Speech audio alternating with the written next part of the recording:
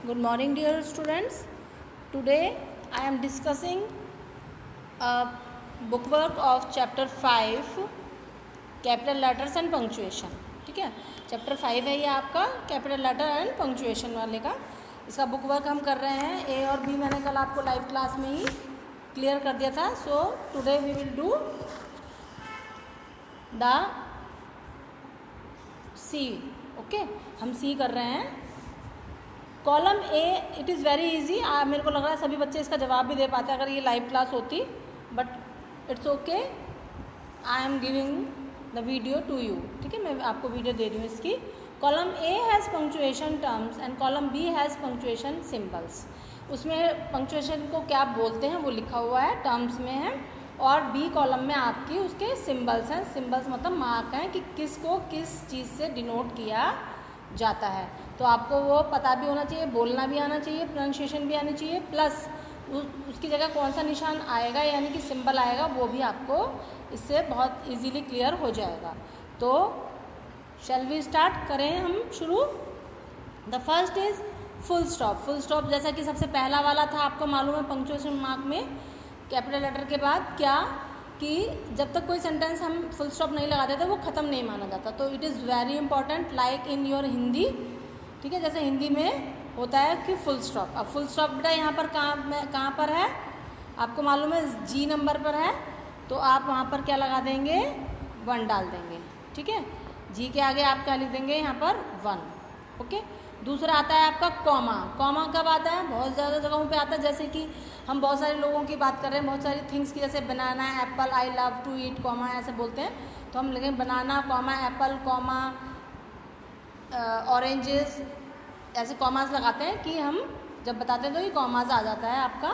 तो वो आपका आ जाएगा ई में है आपका, ये देखिए यहाँ पर है. दूसरे का है ये.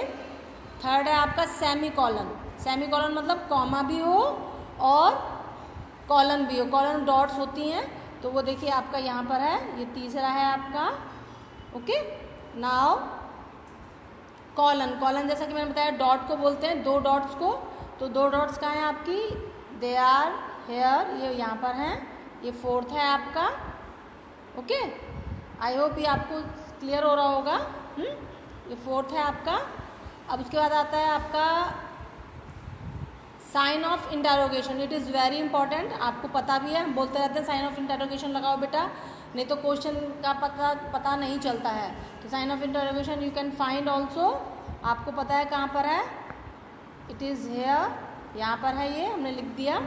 उसके बाद आता है आपका एक्सक्लेमेशन मार्क. एक्सक्लेमेशन जिसमें एक्सक्लेम करते हैं वो लगाते हैं ना हम लोग, wow what a beautiful, hurrah we won the match, ऐसे लगाते हैं. उसको कहते हैं साइन ऑफ एक्सक्लेमेशन.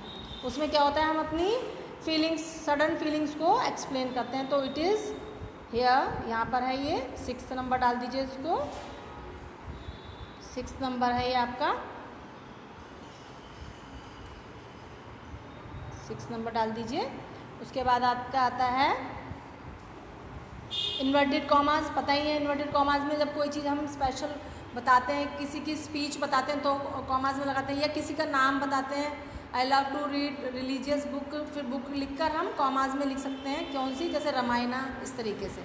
तो हम कॉमास में स्पेशल किसी चीज़ को मेंशन करते हैं, इन्वर्टेड कॉमास कहते हैं. जैसे कोई भी हम स्पीच लिखते हैं, my mother said to me come here, तो कम हियर जो है उन्होंने बोला, तो ये इनकी स्पीच हो गई, तो ये इन्वर्टेड कॉमास में आएगी, जो कि आपको मैंने एग्जाम्पल्स के थ्रू पेज नंबर आपके 32 और 33 पर बिल्कुल लास्ट में थे, 11th और 12th. आप देख लीजिएगा पॉइंट नंबर 11th और 12th 32 और 33 पेज पर थे, जो कि हमारी स्पीच में मैंने आपको क्लियर किया था. तो कॉमास आ जाएंगे आपके यहाँ पर.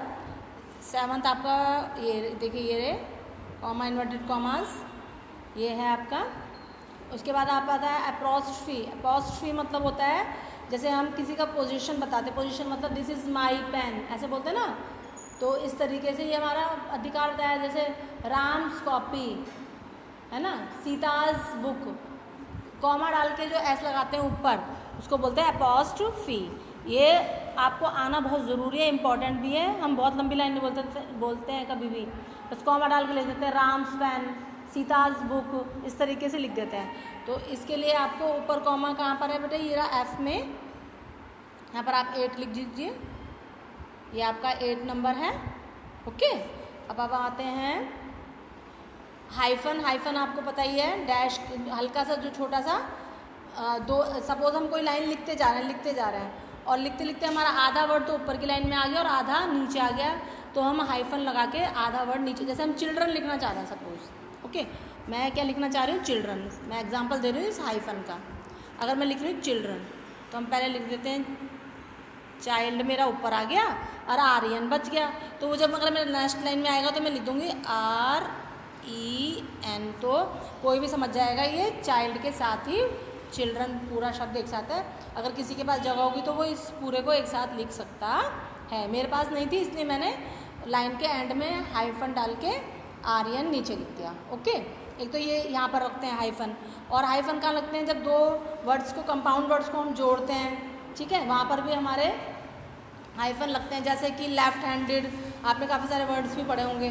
ओके, तो वहाँ पर हम हाइफन लगाते हैं। उसके बाद हाइफन लगेगा हमारा, कौन सा नंबर है बेटा हाइफन का, जो छोटा वाला है आपका, छोटा वाला डैश कौन सा है बताइए मुझे। ये है आपका, यहाँ पर इसको कर लीजिए आप 9th। ओके, ये हो गया आपका 9th, and last one is, this is 10th and this is called dash.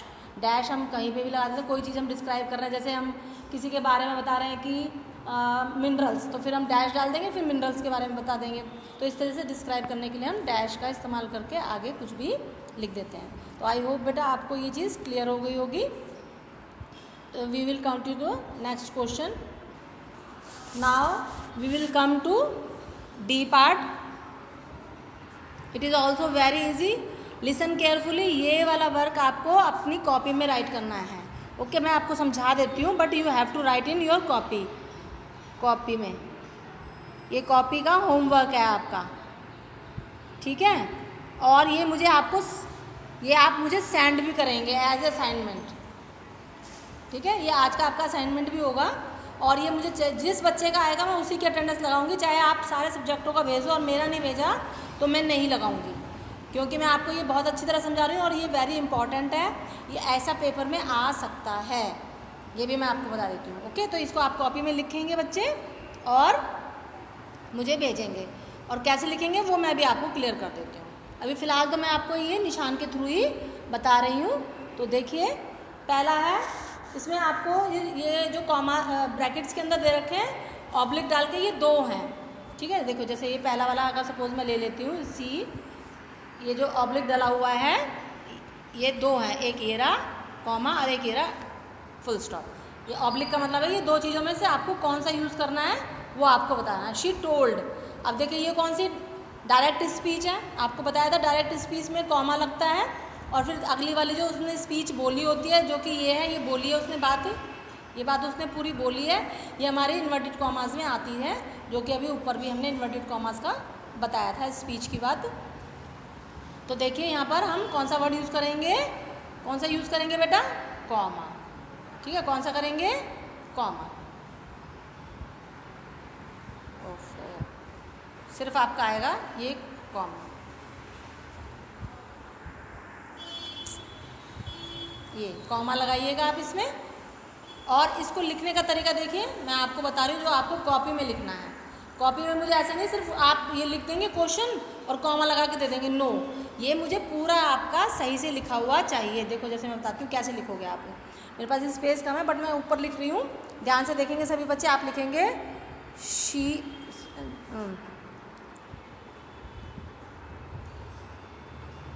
आप लिखेंगे यहाँ पे लिखेंगे शी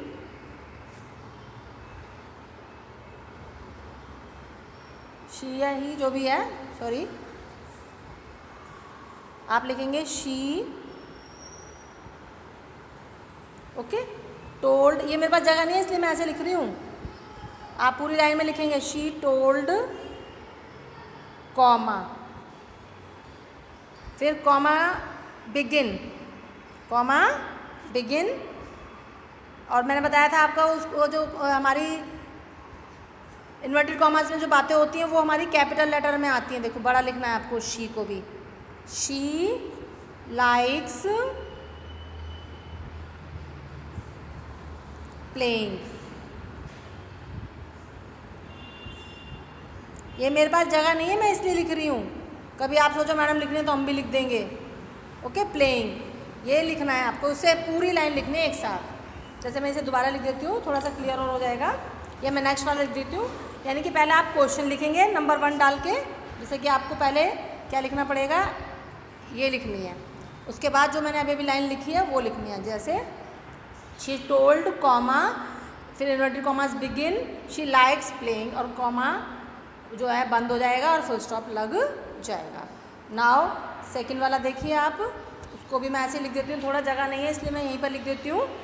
जैसे कि आई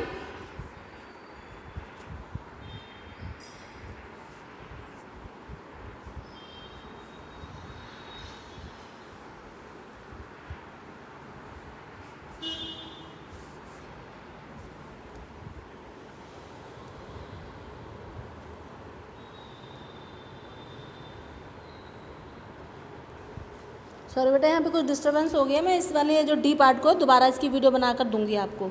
अभी आप फ़िलहाल इतना ही वॉच करेंगे और इसको मैं दोबारा बना देती हूँ। आप इतना लिखने का तरीका बट यही होगा। Okay, stay home, stay safe, thank you, bye bye.